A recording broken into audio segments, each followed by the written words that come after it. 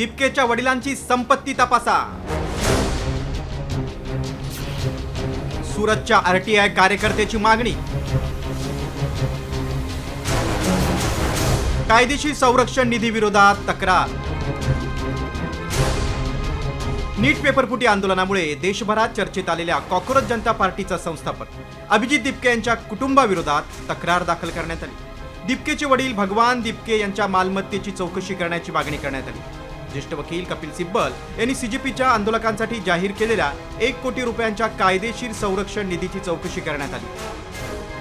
सुरतमधील RTI कार्यकर्ते अमित तिवारी यांनी या संदर्भात निवडणूक आयोग आणि कर अधिकाऱ्यांना पत्र लिहून या प्रकरणाची चौकशी करण्याची मागणी केली। महाराष्ट्र सरकार में भी मैंने एक शिकायत की है कि जो शंकर भगवान दिपके जी जो थे वो जूनियर इंजीनियर के पोस्ट पर वहाँ पे MIDC में कार्यरत थे, तो अगर उनकी 60-65 हज़ार की सैलरी थी, उसमें अपने बच्चों को अमेरिका पढ़ाना, क्योंकि अमेरिका में 30 लाख से लेकर के 1 करोड़ तक का साल भर का खर्च आता है, तो इतना बड़ा खर्च कहाँ से निकला?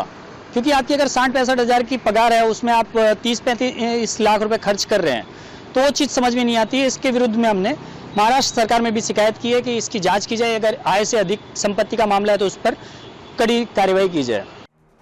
दुसरीकडे जंतर मंतरवरील यशस्वी आंदोलनानंतर सीजेपीला मिळणाऱ्या विदेशी देणग्यांची चौकशी सुरू करण्यात आल्याचं राज्याच्या गृह राज्यमंत्र्यांनी सांगितलं।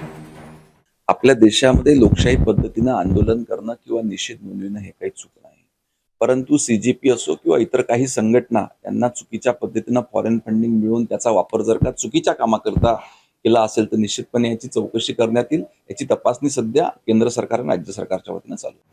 दरम्यान साम टीव्हीच्या ब्लॅक अँड व्हाईट या विशेष कार्यक्रमात अभिजित दिपकेंनी आपल्या आर्थिक परिस्थितीवर भाष्य केले। मी माझ्यावर कर्ज एज्युकेशन लोन घेतलं होतं, थोडी स्कॉलरशिप भेटली होती, थोडं लोन घ्यावं लागलं होतं, तर आता लोन चुकवायचंय मला। आता त्याचा विचार करतोय मी की आता कन्सल्टन्सी काहीतरी करावं लागेल मला थोडीफार, जेणेकरून थोडं कर्जही मला फेडता येईल आणि बाकी पूर्ण वेळ तर मला सीजेपीलाच द्यायचा आहे।